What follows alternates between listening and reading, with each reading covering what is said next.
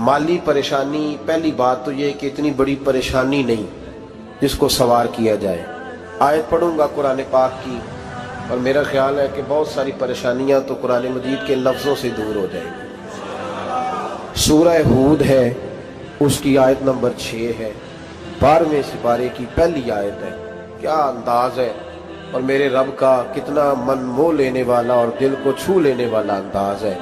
रब करीम ने फरमाया वमा मिन दाब्बतिन फिल अर्द, फरमाया नहीं ज़मीन पर कोई भी ऐसा चलने वाला, ज़मीन पर कोई ऐसा नहीं जो चलता हो, इल्ला अलल्लाहि रिज़्कुहा, जिसका रिस्क अल्लाह ने अपने जिम्मे न लिया हो।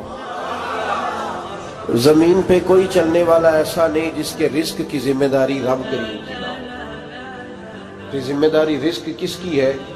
बोल के बताएं, बोल के किसकी जिम्मेदारी है जी? अल्लाह। देखिए गौर फरमाएं, यहाँ मुफस्सिरीन ने एक बात लिखी है इस आयत के तहत कि फरमाया जो ज़मीन पे चलने वाला है उसका रिस्क अल्लाह के ज़िम्मे। फरमाते हैं कि ये अल्लाह ने हमारी अकल के मुताबिक हमसे बात की है, वरना आसमानों में जितनी मखलूक है रिस्क उसका भी अल्लाह के ज़िम्मे ही है। यहाँ जो फिल अर्द के लफ्ज़ है ज़मीन पे, वो हमें समझाने के लिए कि तुमने तो सिर्फ ये दुनिया देखी है ना, तो जिसको तुमने देखा है वो सब खाते अल्लाह का दिया हुआ ही है।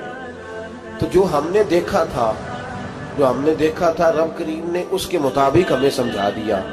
फरमाया कुछ तो तुमने देखे ही नहीं, चलो उनकी तुमसे बात नहीं करते, पर जो तुमने देखे हैं उन सब का रिस्क किसके जिम्मे है? अल्लाह के। मेरे रसूल करीम सैयद आलम सल्लल्लाहु ताला अलैहि वसल्लम कुरान मजीद की जब तर्जुमानी करते, वजाहत करते, तो महबूब पाक सल्लल्लाहु अलैहि वसल्लम भी कोई इश्काल रहने नहीं देते थे, कोई इश्काल नहीं रहने देते थे। मेरे महबूब करीम अलैहिस्सलातु सलाम ने फरमाया अल्लाह पे भरोसा रख के सवेरे निकल जाना रिस्क की तलाश में। किस पे भरोसा रखना है? निकलना तुम्हारे जिम्मे है। ये ना कहना कि घर बैठूंगा तो यही आएगा, निकलना तुम्हारी जिम्मेदारी है। जितनी जिम्मेदारी है वो पूरी करना। अल्लाह पे भरोसा करके निकल जाना तुम्हारी जिम्मेदारी है। रब का जिम्मा है तुम्हें रिस्क देना, वो जरूर तुम्हें रिस्क पहुंचाएगा। या रसूल अल्लाह सल्लल्लाहु अलैहि वसल्लम किस तरह पहुंचेगा? तो जरा हुजूर के लफ्जों का हुस्न भी देखिए। नबी पाक सल्लल्लाहु अलैहि वसल्लम ने फरमाया जिस तरह मौत तुम्हें ढूंढ लेती है ना कि तुम कहाँ मौजूद हो, जब वक्त आता है तो इंसान पाकिस्तान में हो तब भी आ जाता है, जद्दा में हो तब भी आ जाता है, मक्का में हो या मदीना तय्यबा में, वक्त फिर भी आ जाता है। फरमाया जिस तरह मौत तुम जहां भी हो तुम तक पहुंच जाती है ना, इस तरह तुम्हारा रिस्क भी तुम जहां मौजूद होते हो अल्लाह वहां पहुंचा देता है, पहुंचा देता है। तो या रसूल अल्लाह सल्लल्लाहु अलैहि वसल्लम किस अंदाज में? तो फरमाया निकल जाना तुम्हारी जिम्मेदारी है।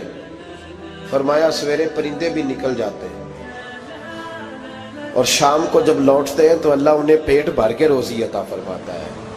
हालांकि उनको नहीं पता होता हमारा कारखाना कहाँ है, हमने कहाँ जाके मजदूरी करनी है। उनको नहीं पता होता कि हमारा दफ्तर कहाँ है, हमने किस ऑफिस में बैठना है।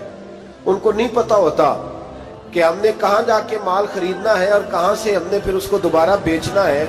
उन्हें खबर नहीं होती, अल्लाह पे भरोसा करके निकल जाते हैं। निकलना तो तेरे जिम्मे है कि नहीं? फरमाया वो तू ड्यूटी कर, शाम को अल्लाह जो रब परिंदों को रोजी देता है वो तुझे भी अता फरमाएगा। मैं कहता हूँ सोच कितनी कमजोर है उस आदमी की जो कहता है कैसे मिलेगा। कितनी कमजोर सोच है। जो रब बैल को रोजी देता है, बकरी को रोजी देता है, इस जमीन इस धरती पे अगर बसने वाला ऊंट भूखा नहीं सोता, चले ये तो पालतू जानवर होते हैं, इस धरती पर बसने वाली अगर बिल्ली और कुत्ता रोटी खा के सोते हैं तो तू तो अशरफुल मखलूकात है। तूने अपने ज़हन में क्या टेंशन पाल लिया है कि नहीं आएगा तो मर जाऊंगा, क्या बनेगा, किस तरह होगा? तू क्यों इतना परेशान हो गया? भाई माली परेशानी सबसे ज्यादा उस बंदे ने ओढ़ ली है जिसकी तवक्कुल की बात कमजोर हो गई है। तू सीधी तवज्जो अपने रब करीम की जानिब रख, सीधी तवज्जो अल्लाह की जानिब कर। रब फरमाता है जिम्मा तेरा नहीं, जिम्मा मेरा। लेकिन ना तनख्वाह एक आती है घर में, जब एक बच्चा होता है तो तब भी काम चलता है, जब अल्लाह 2 बच्चे दे दे फिर भी उस तनख्वाह से काम चलता है, जब 3 हो जाए फिर भी चलता है, जब 4 हो जाए। नहीं आप ना भी बोले तो बात तो सही है, बहरहाल काम फिर भी چلے اسی تنخواہ میں سے جب بندہ بڑے بیٹے کی شادی کر کے بہو بیاہ کے لے آئے تو پھر بھی کام چلتا ہے، اور جب اس بیٹے کو اللہ بچے عطا کر دے تو اسی گھر میں، اسی آنگن میں، اسی چھت کے نیچے کام چلتا ہے۔ تو پھر تو مان جانا کہ چلانے والا تو نہیں، چلانے والا کوئی اور ہے۔ پھر تو مان جا کے چلانے والا کوئی تو اس وقت جب تنخواہ تیری لگی تھی تو کہتا تھا ابا ابھی میری شادی نہ کر، میں بیوی کو کیسے کھلاؤں گا؟ تو وہی شخص ہے جس کی چھت کے نیچے پھر 1.5 درجن پوتے بھی پل رہے اور گزارا ان کا بھی ہو رہا ہے۔ تو رزق کا ذمہ کس کا ہے؟ اللہ کا ذمہ۔ اب ہمیں پتہ ہے پہلی بات تو پریشانی اس لیے اتار دینی چاہیے کہ ذمہ ہمارا ہے ہی نہیں۔ اب دوسری بات یہ کہ ذمہ داری کس کی ہے؟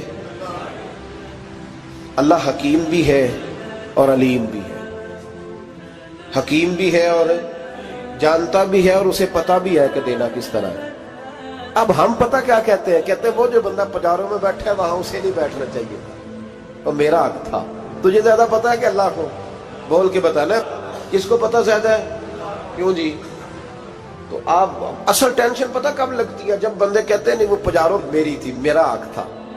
وہ جب گزرتی ہے نا پاس سے مہران کے تو مہران والا ٹینشن بڑی لیتا ہے، حالانکہ اللہ کو زیادہ پتہ ہے کہ وہ حق۔ ایک بات اپنے ذہن میں یاد رکھ لیں، رٹ لیں کہ جو میرے لیے بہتر تھا میرے رب نے مجھے دے دیا، اور بات ختم ہو گئی۔ بس وصل اچھا ہے نہ فراق اچھا ہے، یار جس حال میں رکھے وہی حال اچھا ہے۔ بس جو میرے حق میں بہتر تھا میرے رب نے مجھے، مسئلہ یہ ہے کہ تو اس پہ راضی ہونے کو تیار نہیں۔ حضرت علی کرم اللہ تعالیٰ وجہ الکریم نے میرے نبی پاک کی ایک حدیث بیان کی ہے، اور جناب علی جب یہ حدیث بیان کیا کرتے تھے تو حضرت مجاہد فرماتے ہیں یوں لگتا تھا کہ جیسے حضرت علی ہمیں ہر پریشانی سے نکال رہے ہیں۔ مولا علی شیر خدا رضی اللہ تعالیٰ عنہ فرماتے ہیں کہ مجھے میرے نبی پاک صلی اللہ علیہ وسلم نے ایک طریقہ دیا تھا ٹینشن فری ہونے کا۔ آپ فرماتے ہیں مجھے تو بڑا راس آیا ہے، تم بھی اگر کر لو گے تو تمہیں بھی فائدہ دے گا۔ کہا وہ کیا؟ حضرت علی کہنے لگے محبوب علیہ السلام نے فرمایا تھا لوگوں تم اللہ کے دیے ہوئے تھوڑے رزق پہ راضی ہو جاؤ، وہ تمہاری تھوڑی عبادت سے تم سے راضی ہو جایا کرو گا۔ بس تم 2 نفل بھی پڑھو گے تو اللہ راضی ہو جائے گا، تم 1 رکوع بھی سویرے اٹھ کے پڑھو گے تو وہ راضی ہو جائے گا، وہ تمہارے 313 درود شریف سے راضی ہو جائے گا، تم اس کے دیے ہوئے تھوڑے رزق سے راضی ہو جاؤ۔ ٹینشن اس لیے ہوتی ہے کہ ہم راضی نہیں جو اس نے ہمیں دیا ہے۔ وہ حال میں مزید کی جو دوڑ ہے نا، حال میں مزید کی، بے قدرہ کچھ قدر نہ جاتی، کیتی خوب تسلی ہو، دنیا دار پجاری زردے، کتیاں دے گل ٹلی ہو، بک بک روشن اکھیاں تکیو ویک حویلی کلی ہو، تے کوچ نصیر اساں جد کیتی پہ جانی تھر تھلی ہو۔ تو یاد رکھیں یہ جو ہے نا مصیبت کے مال آ کیوں نہیں رہا، وہ سامنے والا پلاٹ میرے گھر کے سامنے ہے گھر کے سامنے، پر رجسٹری میرے نام کیوں نہیں؟ یہ مصیبت سانس نہیں لینے دیتی۔ موٹر سائیکل کھڑی کرتا ہے نا جب آ کے دکان سے روٹی کھانے آتا ہے، دفتر سے گھر آتا ہے، کاروبار سے آتا ہے، تو جہاں موٹر سائیکل کھڑی کرتا ہے وہ ٹینشن بڑی ہے کہ کبھی میری ہو جائے نا یہ والی جگہ تو میں یہاں بھی بورڈ لگاؤں اپنے نام۔ اس نے مالی پریشانی پیدا کی۔ تو جس حال میں ہے، کیونکہ تو نے اپنا یہ حال خود نہیں بنایا، جس نے بنایا ہے وہ بڑا بہتر جانتا تھا کہ تو اسی حال میں اسے اچھا لگتا ہے۔ تو اسے اسی حال میں، ایک بزرگ تھے تو ان کی طبیعت بڑی علیل ہو گئی، بیمار ہو گئے، تو اللہ نے آزمائش دی تو کیڑے پڑ گئے وجود میں۔ ایک کیڑا یہاں سے کھا رہا تھا، اللہ والے بڑے راضی رہتے ہیں اس کی رضا پہ، تو کیڑا یہاں کھا رہا تھا تو نیچے گر گیا، تو بابا جی نے اٹھا کے پھر وہاں رکھ لیا، کہنے لگے جب اس نے تیری ڈیوٹی مجھے کھانے کی لگائی ہے تو میں اس بات پہ راضی ہوں تو نیچے کیوں گرتا ہے؟ بس ٹھیک ہے کھا، جب اس نے تجھے ڈیوٹی جو تیری لگائی۔ سالبہ بن عبد الرحمن ایک صحابی تھے، سالبہ غالباً نبی پاک صلی اللہ علیہ وسلم کی خدمت میں آئے، کہنے لگے یا رسول اللہ صلی اللہ علیہ وسلم غربت بڑی ہے، میرے لیے دعا کریں اللہ زیادہ مال دے۔ تو محبوب صلی اللہ علیہ وسلم نے فرمایا تو جس حال میں اچھا ہے وہ تیرے لیے بہتر ہے، اس میں تو ہے وہی حال تیرے لیے۔ مشکل ہے نا یہ جواب سننا۔ کہتے پیر صاحب فلان جگہ سے تویز آیا، وہاں تو وارے نے آرے ہو گئے، تو آپ کے ہاں؟ تو میں کہتا ہوں یہ تویز دینے والا اگر تویز دے کے امیر بناتا ہے تو پہلے خود کیوں نہیں بنتا؟ یہ خود تو 150 کا تویز بیچ رہا ہے، اپنی بیچارے کی حالت یہ ہے۔ اگر اتنا ہی تویز اس کا چلتا ہوتا تو پہلے 5 جو پجارو اس کے دروازے پہ کھڑی ہو۔ عجیب چکر ہے اور عجیب جگہ لوگ الجھ گئے، سمجھتے ہی نہیں بات کو۔ یا رسول اللہ صلی اللہ علیہ وسلم دعا کر دے تو محبوب نے کیا فرمایا؟ فرمایا تو جس حال میں ہے نا وہ حال تیرے لیے بہتر ہے، اسی میں رہ۔ کہ نہیں حضور دعا کرے۔ فرمایا سال بعد تو باز آ جا۔ حضور دعا کرے۔ فرمایا تو باز آ جا۔ 2-3 دفعہ کا ضد کی، محبوب نے فرمایا جا پھر اللہ تجھے زیادہ پیسے دے گا۔ چند بکریاں خریدی، اتنی برکت ہوئی کہ بکریوں کے ریوڑ بن گئے۔ پھر کچھ بکریاں بیچ کے گائے خرید لی، ان کے بھی ریوڑ ہو۔ پھر کچھ اونٹ اونٹنیاں لے لی، ریوڑ ہی ریوڑ۔ پہلے 5 وقت مسجد میں آتے تھے، اب فجر اور عشاء رہ گئی۔ پھر مال زیادہ ہوا تو مدینے شہر میں کوئی جگہ ہی نہیں، مدینے سے باہر حویلی خریدی، پھر جمعہ ہی رہ گیا۔ جمعے کے جمعے آتے، زکوٰۃ کا حکم آیا۔ میرے نبی کریم علیہ السلام نے حضرت ابو ہریرہ کو بھیجا، فرمایا جا اسے کہہ تیری زکوٰۃ بنتی ہے 2.5%۔ 10 کروڑ روپیہ ہو تو کتنی زکوٰۃ بنتی؟ بھئی 1 کروڑ کی 2.5 لاکھ ہوئی نا، تو 10 کروڑ کی کتنی ہوئی؟ تو بڑی مصیبت ہے جب بینک سے میسج آتا ہے نا کہ 25 لاکھ نکل گیا تیرے اکاؤنٹ سے، بہت بڑی مصیبت، بڑی ٹینشن ہوتی ہے۔ ایک صاحب میرے پاس آئے، ان کی زمین اچانک مہنگی ہو گئی، اچانک پہلے کچھ 15-16 لاکھ کی ایکڑ زمین تھی، پھر وہ کروڑ کی ہو گئی۔ تو میرے پاس آئے، کہنے لگے وہ 10 کروڑ روپے بنتے ہیں تو زکوٰۃ، تو میں نے کہا آپ نے کیا کیا؟ زری زمین پہ عشر آتا ہے، اس پہ زکوٰۃ نہیں آتی، تو آپ نے کیا کیا؟ کہنے لگے وہ کچھ سوسائٹی کے رول کے مطابق میں نے فائلیں وغیرہ لے لی ہیں، اب میں نا کبھی موقع آئے گا تو ان کو بیچوں گا۔ تو میں نے کہا اب تو آپ کا یہ مال ہو گیا بزنس کا، تو اب تو اس پہ زکوٰۃ آئے گی۔ 10 کروڑ پہ جب 25 لاکھ سنا تو کہنے لگے فوراً دینی پڑتی ہے کہ تھوڑی تھوڑی سے بھی کام چل جاتا ہے؟ تو میں ان کا چہرہ دیکھنے لگا، میں نے کہا نہیں وہ تو آپ کو پتہ ہے، ویسے حضرت عمر فرمایا کرتے تھے بانٹ کے نہ دو، کوشش کرو کسی ایک کو ہی دو، چلو کسی کا تو کچھ بن جائے، تو ایک کو ہی دینی چاہیے۔ کہنے لگے تو مطلب یہ ایسا ہی حکم ہے؟ میں نے کہا آپ کسی اور سے تحقیق کر لیں۔ اب یہ بھائی لیتے وقت نہیں تجھے ٹینشن ہوئی کہ 15 لاکھ کا کروڑ ہو گیا، تو اس وقت کبھی تو نے کہا کہ یا اللہ تو یہ کیسی سوچ ہے مسلمان، کس طرح کا اس کا؟ ہمارے ہاں جب کسی آدمی پہ حالات خراب ہوتے ہیں نا تو سب سے پہلے وہ اس طرح کرتا ہے کہ جو میں کہیں اللہ کے رستے میں دیتا ہوں پہلے اسے بند کروں۔ جس رستے تجھے آ رہا تھا پہلے تو نے وہ رستہ بلاک کیا۔ حضرت اسماء بنت ابی بکر صدیق کہتی ہیں میں حضور کو مسجد کے لیے، ادارے کے لیے، صحابہ صفہ کے لیے کچھ دے رہی تھی، تو میں نے گننا شروع کیا تو حضور مسکرانے لگے۔ حضور مسکراتے کیوں ہیں؟ تو فرمانے لگی، محبوب فرمانے لگے اسماء اللہ کے رستے میں گن گن کے نہ دیا کر، ورنہ وہ بھی تجھے گن گن کے دے گا، تو اس کے رستے میں بے حساب دے، وہ بھی تجھے بے حساب ہی عطا فرمائے۔ لیکن پہلے یہ والا پہلے دروازہ بند کرو، یہاں سے پیسے ختم ہو رہے ہیں، تو اس طرح کرنا بھائی۔ اس دفعہ سوٹ ذرا گرمیوں والے نہ خرید، لیکن جو تو اللہ کے رستے میں دے رہا ہے اسے دیتا رہے، لیکن ہم اپنا نقصان کرتے ہیں، زیادتی کرتے ہیں اپنے ساتھ۔ میں نے آپ کو پہلے بھی بتایا تھا پیار کی بولی ہے، پھر بولتا ہوں۔ ایک بڑے بڑے پیار والے دوست ہیں، ایک دفعہ مجھے کہنے لگے کہ آپ کئی دفعہ اعلان کرتے ہیں تو مجھے اچھا نہیں لگتا، اور آپ ادارہ بھی بہت زیادہ بننے والا ہے، بڑی چیزیں میں دیکھتا ہوں جو ہوں تو بڑا نظام اچھا ہو جائے، آپ دعا کریں اللہ مجھے پیسے دے تو میں بڑے سارے خرچ کروں گا اس کے رستے میں۔ تو میں نے کہا یا اللہ اسے 10 کروڑ دے، یہ 9.5 کروڑ تیرے رستے میں دے دے گا۔ تو چپ کر گیا، جس طرح آپ نہیں کر گئے سارے، چپ کر گیا وہ بھی۔ اس نے کہا جی نہیں جی انشاءاللہ کریں گے۔ تو میں کیا پلیا جی دعا پہ ہوں دیا، ابھی تو وہ آئیں گے تو تب دیکھی جائے گی، تو یہیں اڑ گیا ہے۔ یعنی 9.5 کروڑ اللہ کے رستے میں خرچ کرنے کی دعا پہ بھی آمین کوئی نہیں کہتا کہ چلو آمین ہی کہہ دیں۔ تو میں کہا تینوں تے 50 لاکھ بچتا سی پیا، لیکن تو اس سودے پہ تیار ہے۔ جب یہ سوچ ہوتی ہے، یہ غلط سوچ ہے، یہ بات تو اگر تے مسکرانے والی، لیکن یہ سوچ صحیح نہیں۔ حضرت عثمان غنی رضی اللہ تعالیٰ عنہ کہتے ہیں جس وقت نبی پاک صلی اللہ علیہ وسلم نے اعلان کیا نا جنگ کے موقع پر کہ 800 سپاہیوں کا خرچہ چاہیے، کہتے ہیں میرے پاس 600 کا تھا۔ یہاں ایک روایت میں حضور نے 1000 کا اعلان کیا تو میرے پاس 800 کا تھا۔ جب 2-3 دفعہ نبی پاک نے اعلان کیا تو کہتے ہیں میں نے کھڑے ہو کے کہا یا رسول اللہ پورا 800 میری طرف سے۔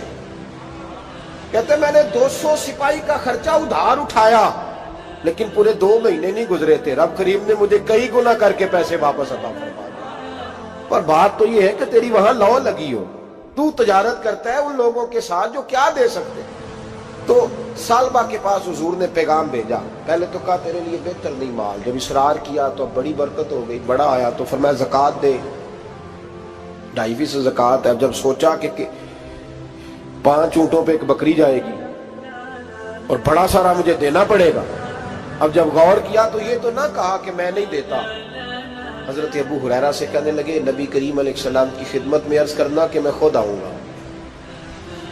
حضرت ابو ہریرہ نے آ کے عرض کی یا رسول اللہ صلی اللہ تعالی علیہ وسلم، حضور وہ کہتے تھے میں خود آؤں گا، تو کہتے ہیں محبوب نے ٹھنڈی سانس لی، فرمایا اسے کہا تھا کہ تیرے لیے مال بہتر نہیں، اب ہلاک ہو گیا، ہائے افسوس ہلاک ہو گیا۔ ان کو بھی تھوڑی دیر کے بعد احساس ہوا کہ یہ میں نے کیا کیا، نبی پاک کو ہی کہہ دیا نہیں ہے، حضور کو کہہ دیا بعد میں آؤں گا۔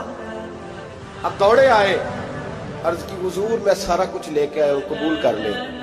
محبوب نے فرمایا گویا بلال حبشی کی خشک کھجور بھی قبول ہے، اور صہیب رومی ایک اٹی باندھ کی لائے تو وہ بھی قبول ہے، اور عمار بن یاسر اور مصعب بن عمیر اگر 2 دینار دے جائیں اور کوئی پرانا جوڑا کسی سپاہی کے لیے چھوڑ جائے تو وہ بھی قبول ہے، لیکن تو اپنا لاکھوں لے کے چلا جا، تیرا کوئی نہیں قبول، معاف کر دیں۔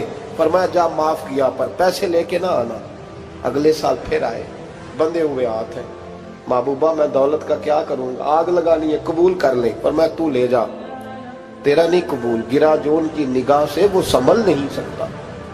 حضور نے وصال ظاہری کیا تو جناب صدیق اکبر کے پاس آئے، لاکھوں کا مال، ابو بکر قبول کر لو، تو جناب صدیق اکبر کہنے لگے اس کا کر لو جس کا نبی نے نہیں کیا، چل جا کوئی نہیں چاہیے۔ حضرت عمر کے زمانے میں قحط پڑ گیا، بارشیں نہیں ہوتی، غلہ نہیں ملتا، حالات خراب ہے، مالی طور پہ بحران آ گیا، غربتیں، مجبوریاں، تکلیفیں، آ کے روئے، عمر میرا قبول کر لو، مجھے معافی تو مل گئی تھی نا۔